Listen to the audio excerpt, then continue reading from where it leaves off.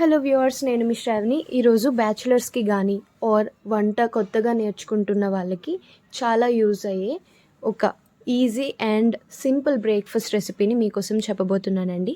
అదే ఉప్మా. ఒక కడాయిలో ఆయిల్ బటర్ గీ బాగా వేడి చేసుకున్న తర్వాత కొద్దిగా పోపులు, అలాగే వేరుశనగపప్పు బాగా వేయించుకోండి. వేరుశనగపప్పు ఆప్షనల్ అండి, ఉంటే వేసుకోండి. ఒకవేళ వేసుకోవాలనుకుంటే ముందే వేయించుకోండి. బాగా వేగి మంచి టేస్ట్ వస్తుంది. తర్వాత ఫైన్గా చాప్ చేసి పెట్టుకున్న onions, curry leaves and green chillies వేసుకొని బాగా వేయించండి. ఒక లైట్ గోల్డెన్ కలర్లోకి టర్న్ అయ్యేంత వరకు వేయించుకోండి. తర్వాత కొద్దిగా సాల్ట్ వేయండి, ఫాస్ట్గా కుక్ అవ్వడానికి యూస్ఫుల్గా ఉంటుంది.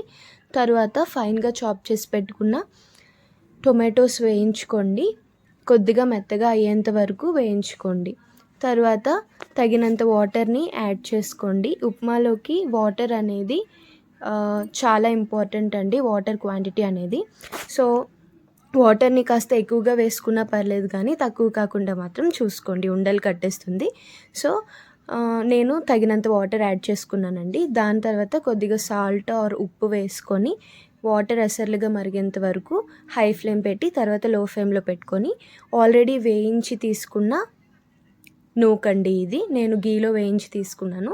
దాన్ని కలుపుతూ వాటర్లో కలుపుతూ మిక్స్ చేస్తూ వేసినట్టయితే నూక సైమల్టేనియస్గా కలుపుతూ వేస్తున్నట్లయితే ఉండలు కట్టకుండా బాగా వస్తుందండి కన్సిస్టెన్సీ.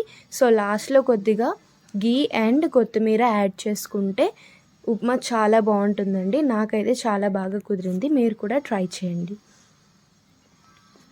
బాయ్.